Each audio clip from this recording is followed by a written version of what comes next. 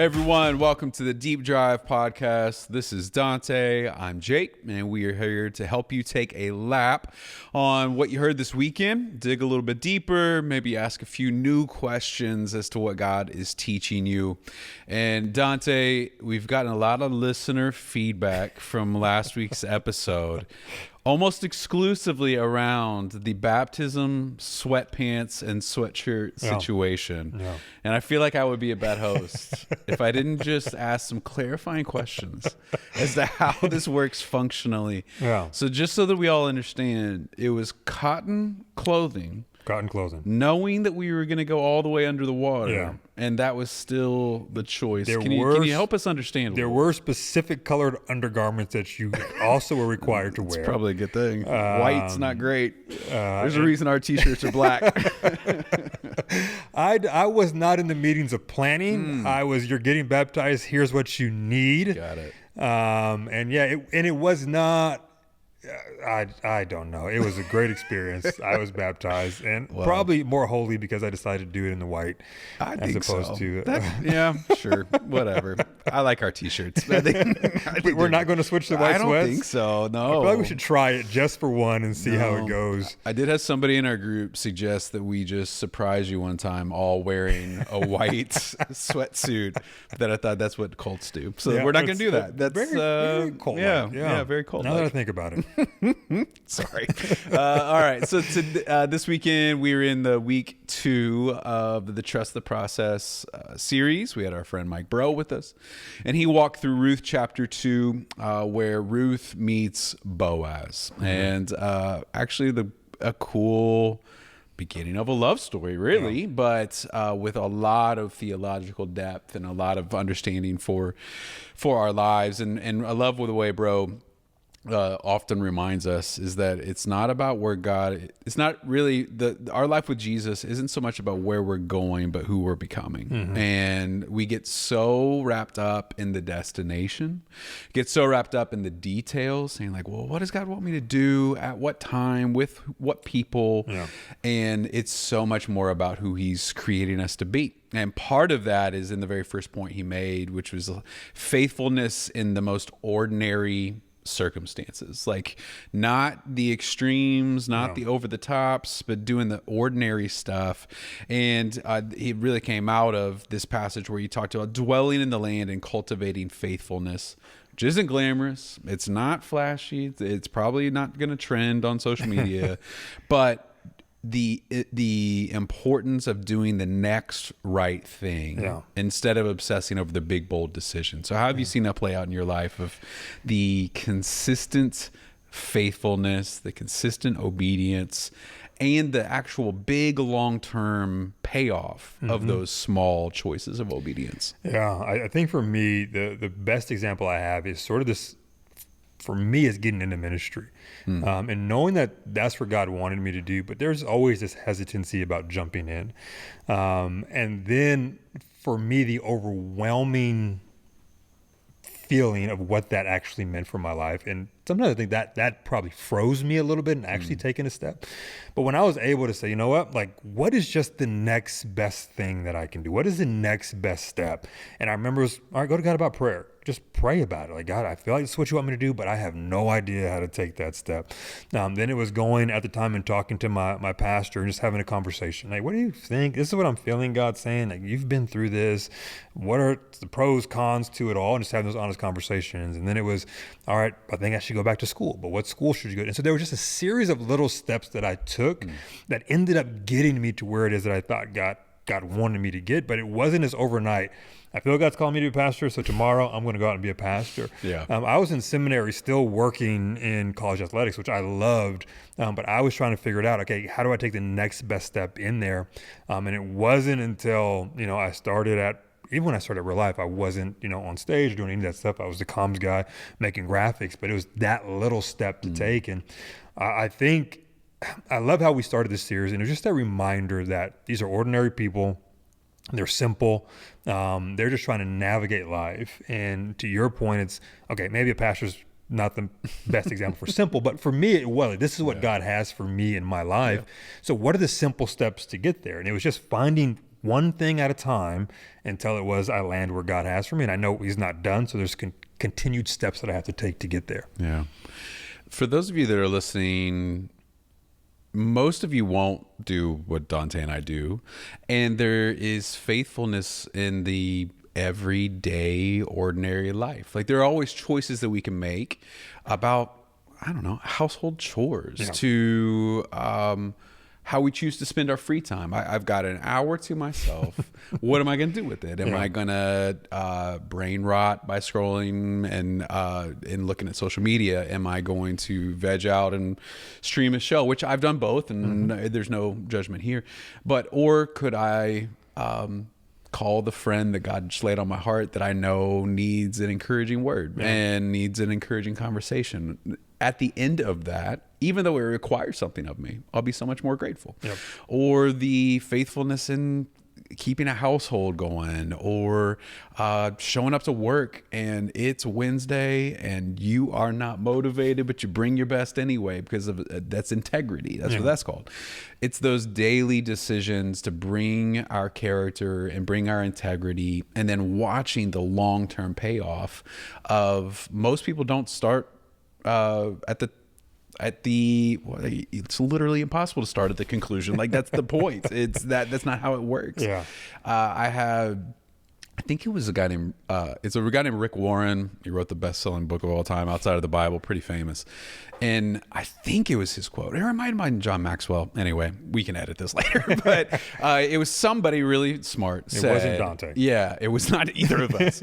It said, you want to be where I am, but you don't want to be where I've been. Yeah. And I think in our instant success, instant gratification culture, the daily faithfulness isn't all that exciting. I want to jump to the influence. I want to jump to the platform. I want to jump to the conclusion. And in Ruth's life, she's going to get to a really cool place, but at first she had to just show up to the field and work. And she didn't have any guarantees. There was no one was asking for her autograph or her 3 steps to success.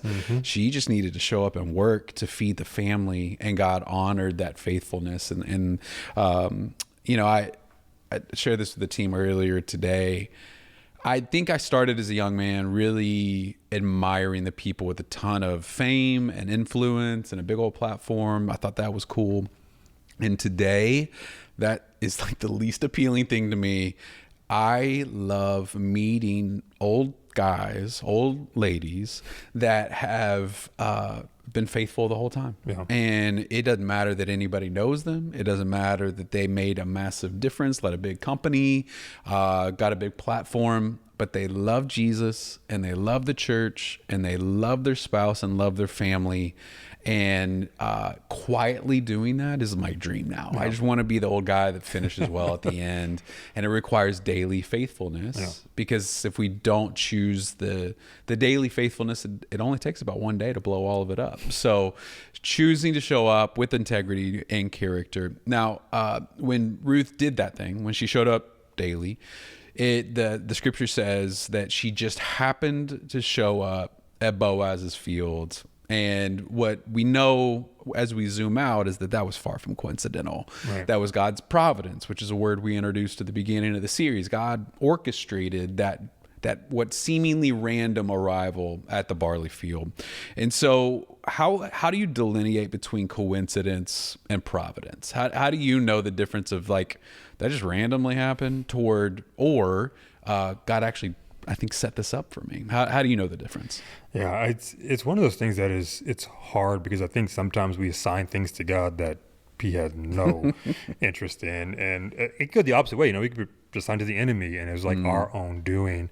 And so it's one of those things where I just say we have to ask ourselves a couple questions. And the first one is like, all right, what do you really believe about God? And the first one is, I believe that God is for me, and I believe that God wants the best for me. And so when I sort of anchor myself in those thoughts, it takes me back to saying, okay, is this step that I take that I believe, like, is it what's best for me? Is it what I believe that God really has for me?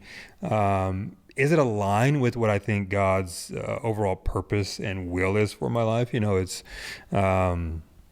you're married and you see somebody out there that looks nice, like, oh, I think that's what God has for me. Like, no, it's not. Like, that's God's not going to be in that. God's That's not you, in the bro. sin That's you. of it. And so it's really saying, like, do I believe this is getting me closer to what really God has for me?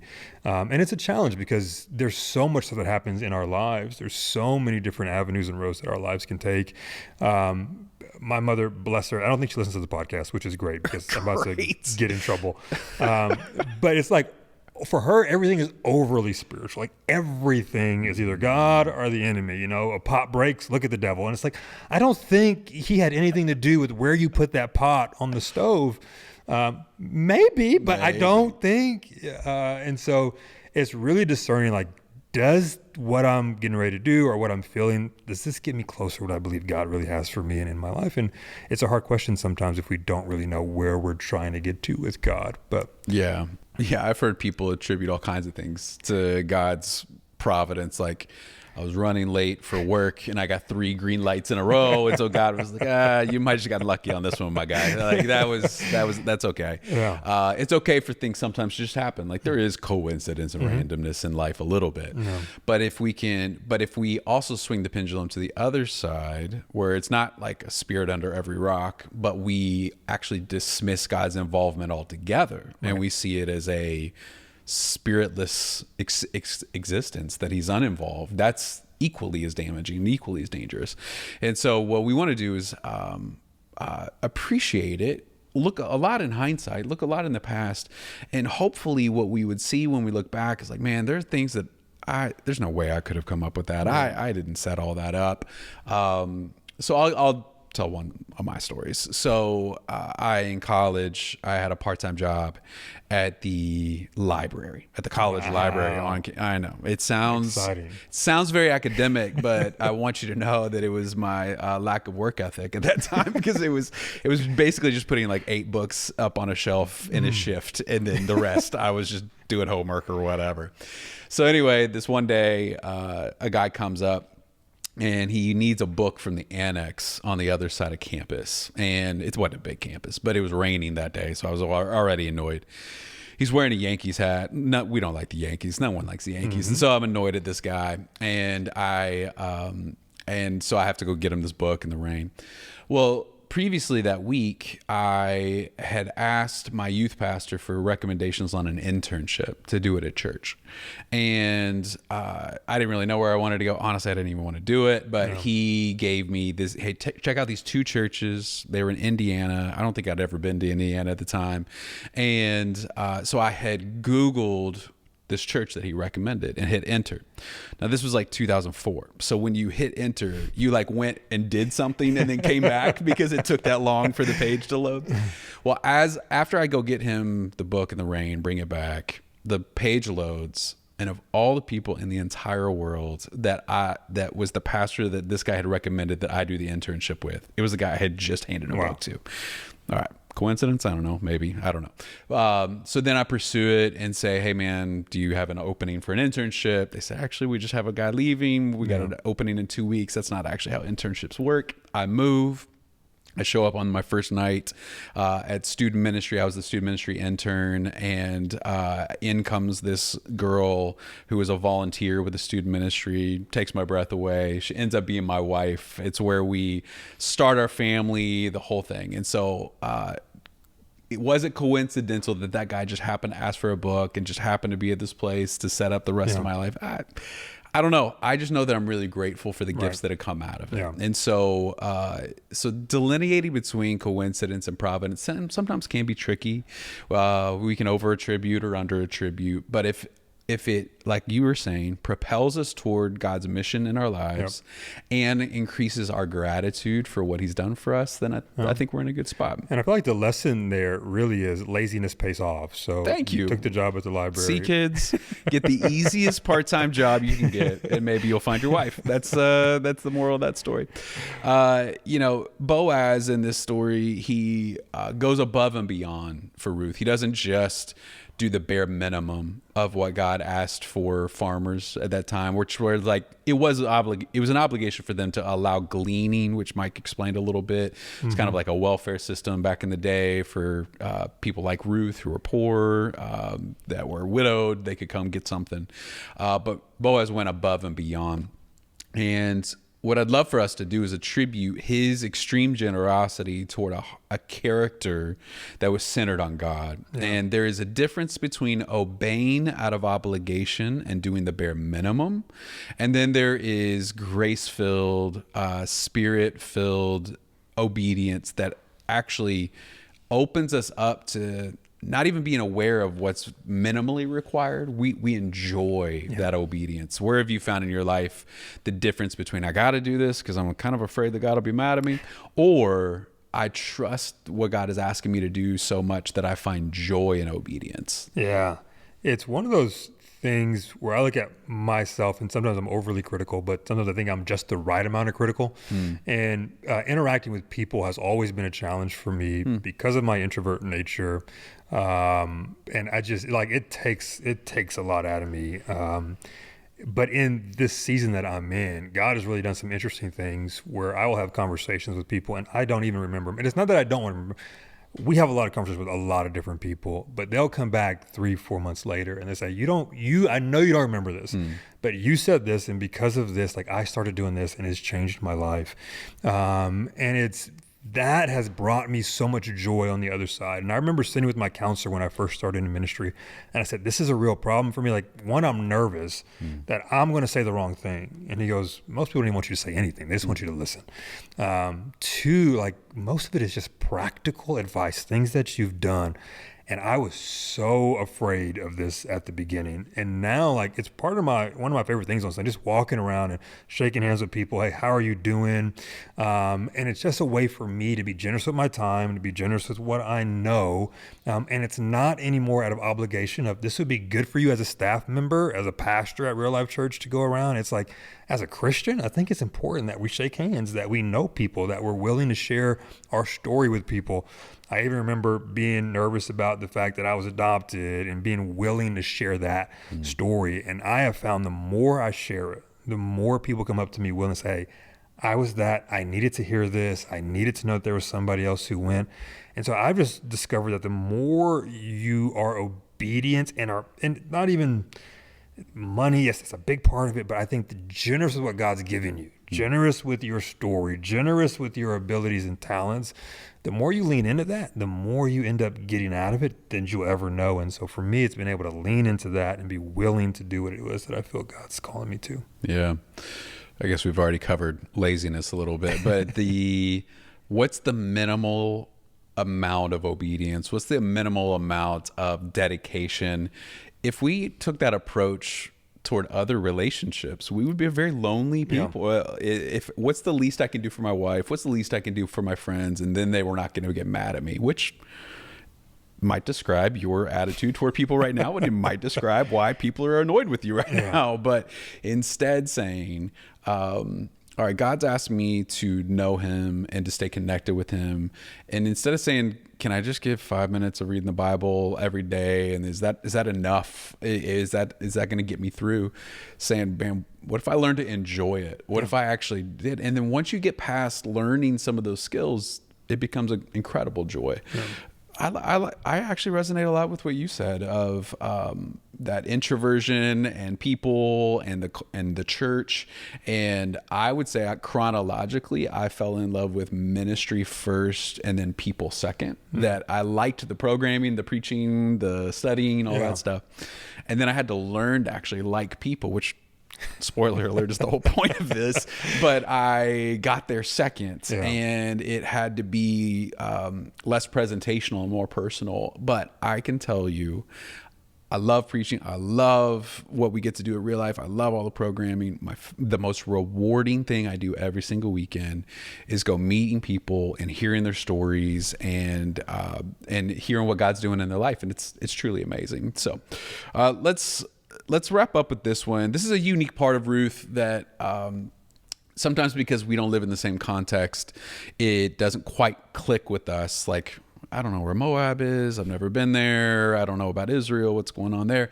But we know that it would be impossible to deny that in our culture, interacting and respecting and loving and being generous toward people who aren't like us isn't the commonplace. Like it is a growth edge for all of America. It's a growth edge for our church, for every single person that I know.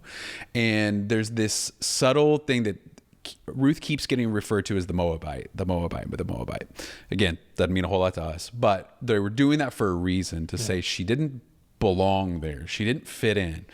She looks different. She's worried about the color of her skin, literally, because it showed how poor she was and all the work that she had to grow up doing. And so, when Boaz accepted Ruth, it wasn't just like he thought she was cute, and he actually was generous to her without any guarantee that she would marry him, that they would have a future together, a family together. But he was kind to an outsider. And I know that this can go in a whole lot of different directions. But what I want to say is for us to have that same kind of attitude of, regardless of the debate of the day, saying, do I have a default compassion and affection toward people that were made in the image of God, even if they don't look like me, even if they didn't come from the same place as I did? Or do I have a default othering of them and keeping them at a distance? And so as you see Boaz's embrace of Ruth, eventually we'll find out it gets way more personal, but it just at the front, he was very, very kind to someone who wasn't from where he was, didn't necessarily belong, didn't have anything to offer him in return. What resonates with you? What stands out to you about that part of the story? It's such a great lesson for us, I think, in just how we treat others, period. Right now, it seems like in our society, there is this thing, and I've been told it's not new, but maybe it's just to the forefront, where if you disagree with me, you are now my mortal enemy. We can't have anything to do with each other. We can't get along. We can't sit at a table. And it's such a backwards way of thinking. I heard something one time, and it really helped shape this for me. Like it's hard to be angry or want bad for somebody you're praying for. And if we would have this posture of like, I don't know why God put this person in my life. I don't know why they're in my path, but I believe it's for a reason. So I'm going to begin to pray for them. And it just helps you see people in a different light, to where we can disagree and still be cordial. We can disagree and still share a meal. We can disagree and still get along. And there is something to me about this lesson here of somebody shouldn't work, yet somehow they come together and they show each other respect. And as we go in the story, we're going to see there's a lot more there, but it starts with this idea of, yeah, you're different, but that doesn't mean you're less than. That's great.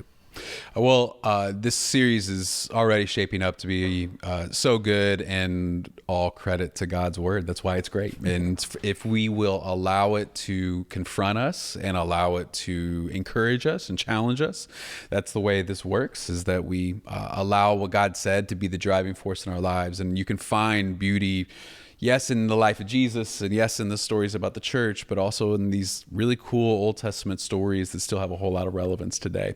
So excited for this upcoming week. You get to hear from our friend Jody Hickerson as she adds her voice to the book of Ruth in chapter 3. We will see you on campus this weekend or online, and we will see you back here for the next Deep Drive podcast.